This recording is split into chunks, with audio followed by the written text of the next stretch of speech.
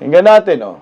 Yes, Congressman Paduano. Thank you, Mr. Chairman. Ganito lang po, Mr. Chairman. Why I moved to issue a show cause, but I don't have any debate with regards to the possible amendments to my motion with regards to show cause order for Attorney Delgra. But remember, Mr. Chairman, that we have already sent 2 invitations. This is the second hearing that we invited the former president. And the first invitation was answered by Attorney Delgra, no, for on behalf of the president, in the absence of that authority being requested by this committee to this representation during the last hearing. Now, Mr. Chairman, looking at the answer, looking at the reply of Attorney Delgra on the first hearing, well, in fact, Mr. Chairman, naglulukuhan tayo dito. Why? Why? Because the first reply made by Attorney Delgra representing the former president is that the excuse is that the former president needs much rest. And assured this committee that he will be present in the next hearing. At the same time, he has a specific date, Mr. Chairman, given to this committee through this letter after November 1. And let me read, Mr. Chairman, allow me to read in toto. Okay, sagutin ko muna kayo dyan, Paduano, no?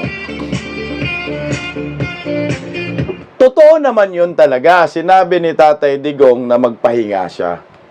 At mag-attend siya ng hearing after November 1. Nag-attend ng hearing si Tatay Digong.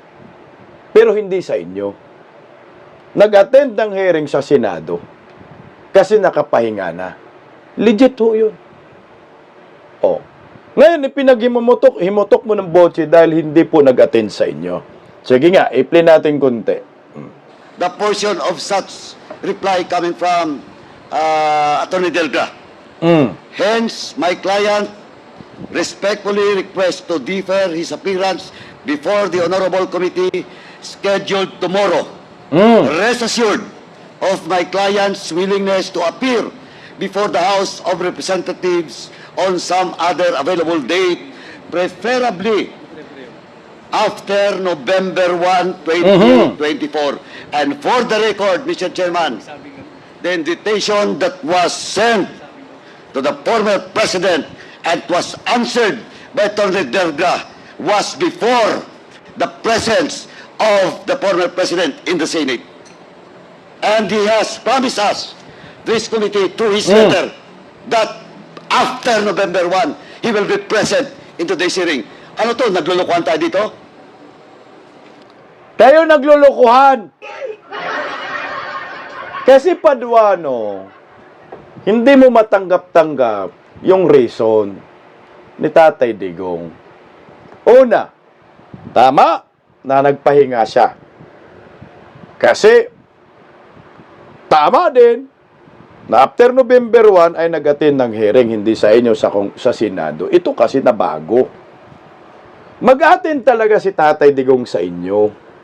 Ang problema kasi sa inyo, mayroong lumabas na issue sa Senado tungkol kay Colonel Hector Grijaldo.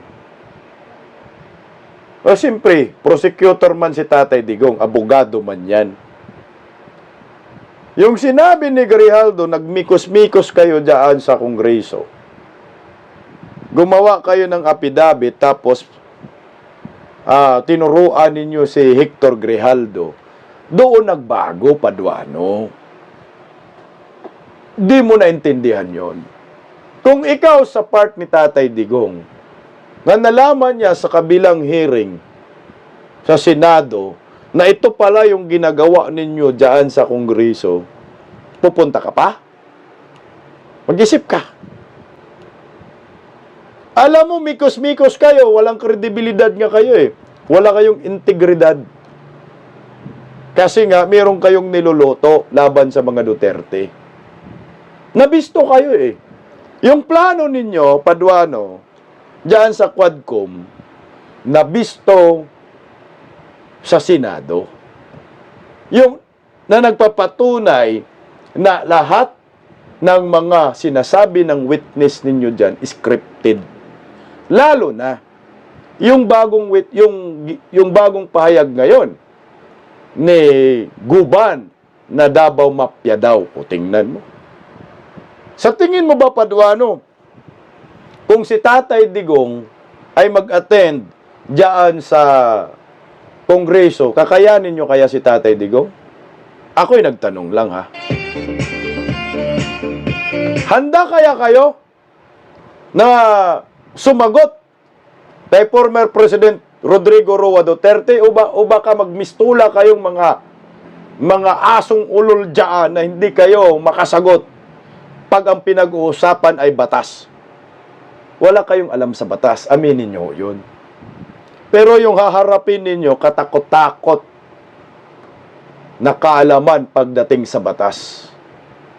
Kaya nyo sagutin ang isang city prosecutor, nagiging kongresista at nagiging presidente? Ay, iwan ko lang kaya. Ay, nga, tuloy, oh.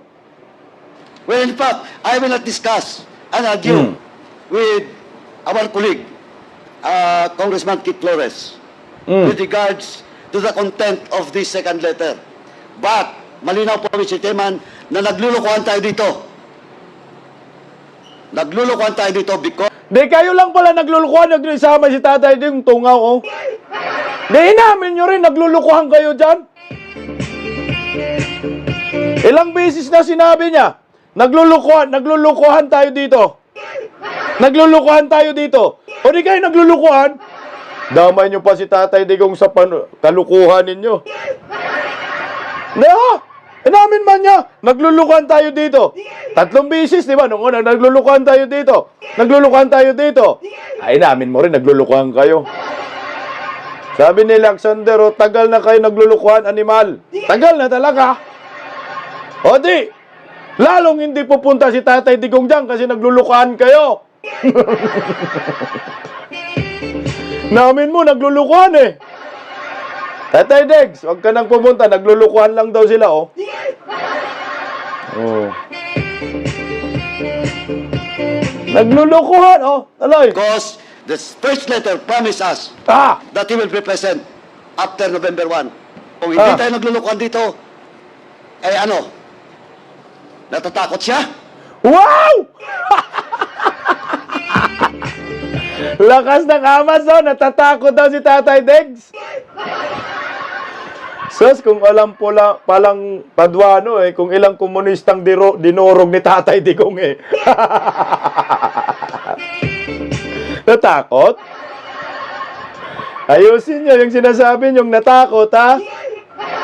Ilang durugistang nalibing.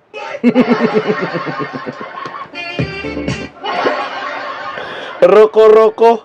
Si Tatay Digong, sasabihin ni Tatay, patay kong patay. Buti hindi to na-stroke, no? Kung na-stroke to, kasalanan ni Tatay Digong to. Natatakot daw, nyabang, no? Nyabang. Sus, kahit si Robin Padilla, hindi mo kaya eh. Kahit si Robin lang eh. Tapos ngayon, Tatay Digong sasabihin, ano siya, natatakot? Lakas ng amats. Bakit matatakot si Tatay Digong sa inyo? Ang reason ni Tatay Digong, hindi siya takot. Hindi naman sinabi doon ni Tatay Digong, natatakot ako sa inyo kasi mga demonyo kayo. Si Tatay Digong nga, makipagbuno sa mga demonyo eh. Eh, nga, tuloy oh. Napumunta dito? Ah! Ay, sabi Mr. Chairman, that's why my first motion was to issue a show cause order for Attorney Delga to answer both letters. And, Mr. Chairman, and I would like to reiterate once again that we should invite again the former President to be present in the next hearing. Mr. Chairman. Tubig!